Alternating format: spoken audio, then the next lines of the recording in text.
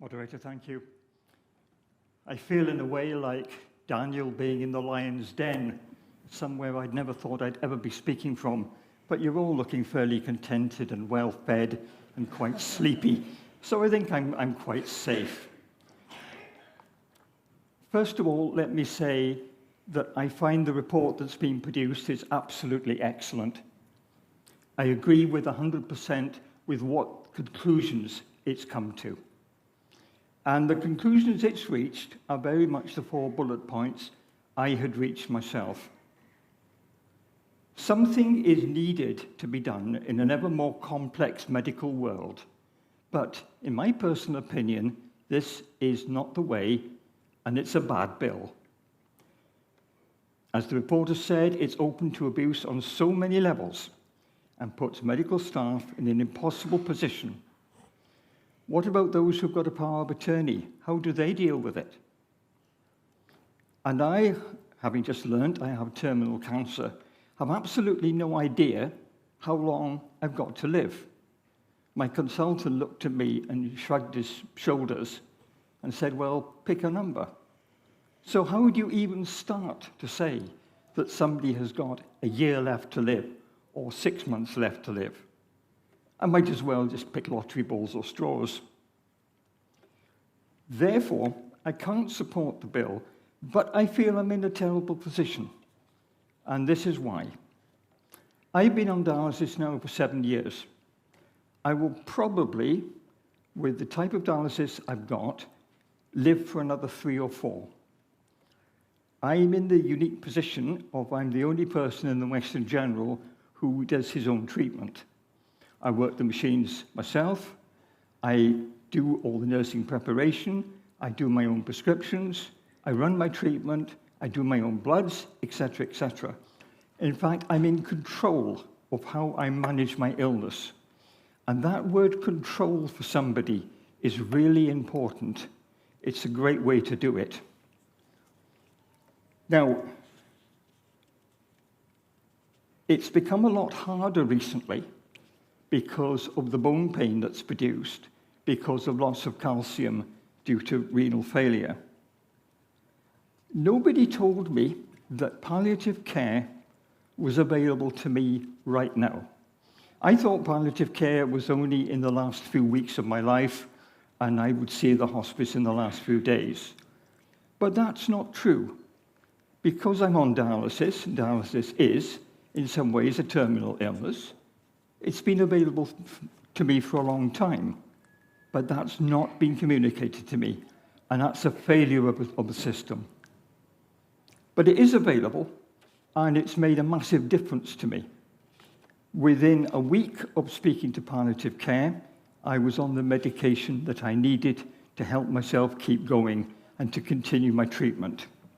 If I had not got that medication, I would have had to stop dialysis, and I wouldn't be standing here now. The pain is measured on a score between 1 and 10. And I was sitting at about 8.5. I was sitting on the edge of my dialysis bed, sobbing in pain, crying into the machine, which was distressing for me, and it's distressing for staff. And they kept on saying, for goodness sake, get off the machine and go home. My reaction was, well, I need to do my treatment, or I've had it. So you're caught in that way. There are medical reasons why you would stop dialysis. They're quite complex, but the consultants can suggest it to you. But because dialysis is a treatment, I am in the position that it is my decision, not theirs, when I stop dialysis and to say, I've had enough, I wish to end it, and move to a position of palliative care. Now, stopping dialysis is not simple. It's not, oh, well, we'll give you a drug and you'll pass away. If you're a young and fit person, you will probably, if you stop dialysis, die within a fortnight. You'll become more and more tired and you'll slip away. If you're old and a crock like me, It could be 2, 3, 4 months. You'll live fairly well to begin with, and then gradually it will get more difficult. And that's something I've also got to find and live with. I don't need any reason to stop.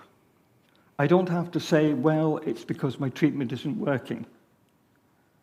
As long as I am not saying I want to stop because I'm fed up and depressed, my staff will support me and they will let me take that choice.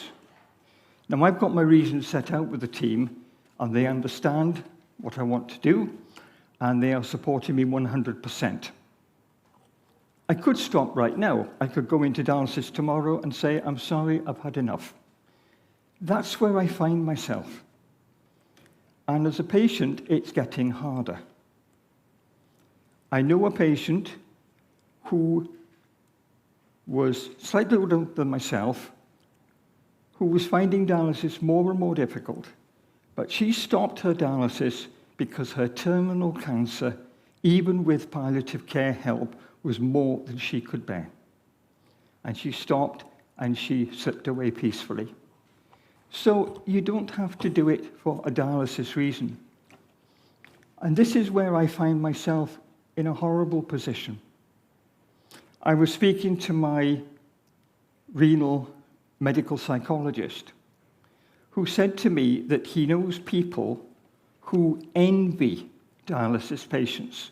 I'm going to say that again, envy us, because we can decide to stop our treatment, and they wished they were on dialysis so that they could stop living and die a dignified death.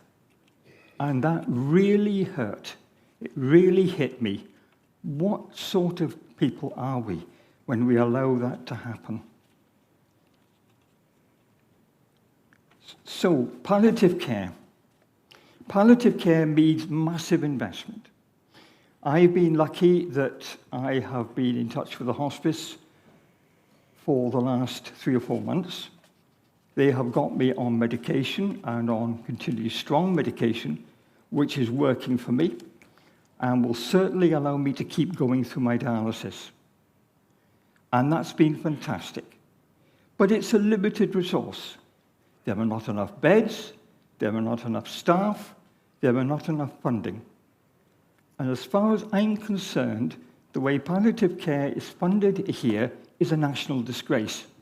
And the government really should do something much more about it to help all those who need it.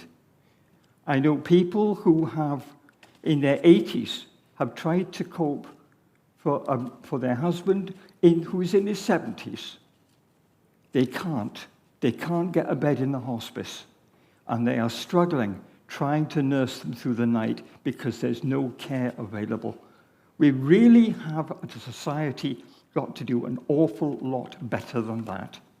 So I thank all the hospice team for all their help, because that's why I'm still here, and they'll phone me every week, and they'll make sure my meds are doing okay, and we will keep on increasing the doses to keep me right.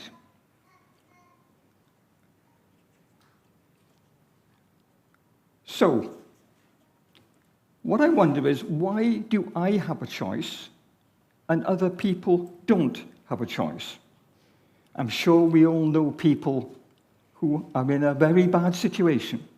Maybe it's because of a brain degenerative disease or other things. Why have I got a choice, but not them? Now, would I take the option? I don't know. To be perfectly honest, I hope that God makes the decision so I don't have to. But I know that that option is there if I had to take it.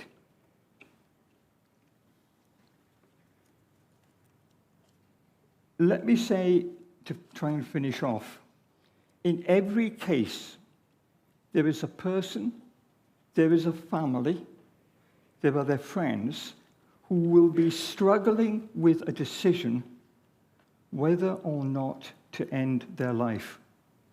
And I tell you, that is the hardest decision you can make. I think about it all the time, because I've got that way to go myself. It's not easy. And those of you who follow me on Facebook will know the struggle I've had with that.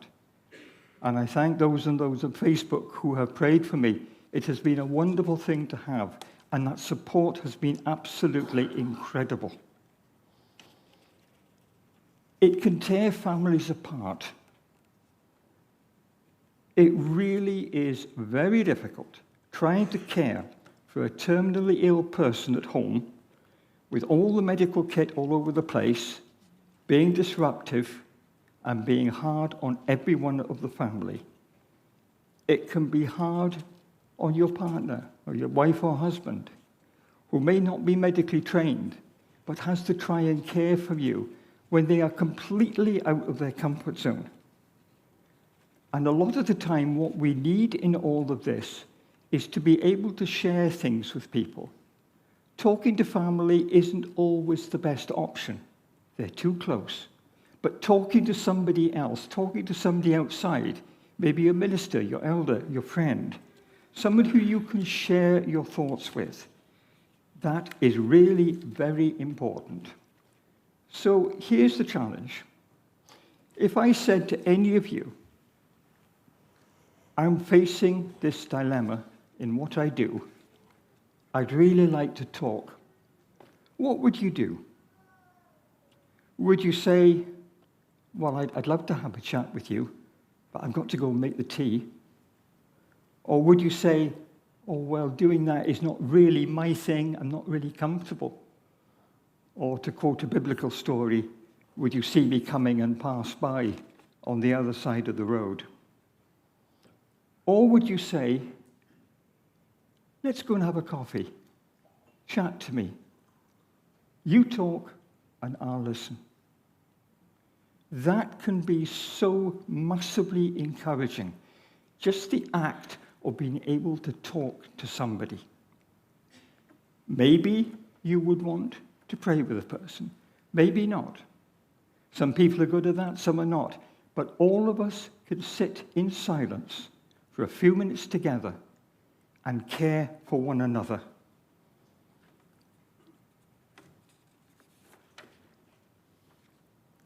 And then, please make sure you keep in touch with the person. Maybe just a text, a phone call, a message. How are you doing? That is so important for a person's morale.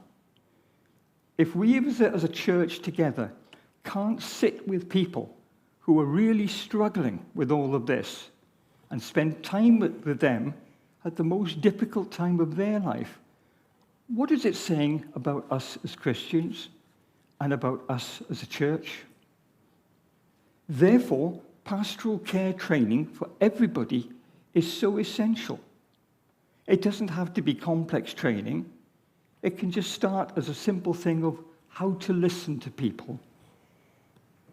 So let's start there. Oh, and by the way, it's perfectly all right to cry. By golly, I know that one. So I support the report 100%.